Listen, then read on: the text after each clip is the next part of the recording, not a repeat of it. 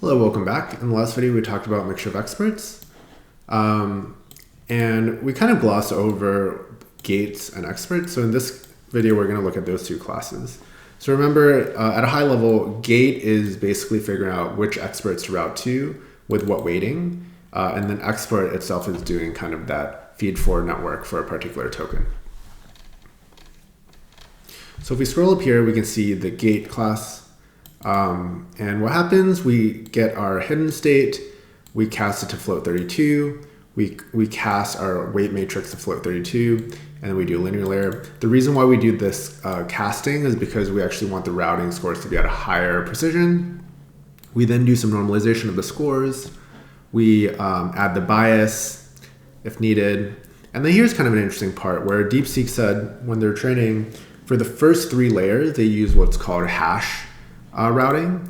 So they use this TID to EID tensor, which effectively is a map from token ID to expert ID.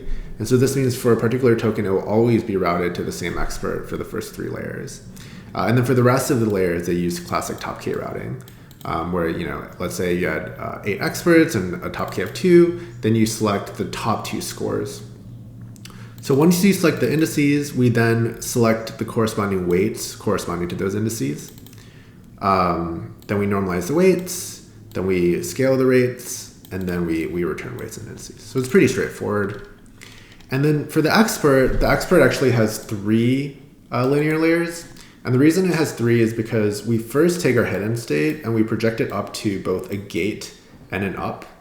And then if we have the Swiggle limit set, it basically will clamp these activations to a max and min.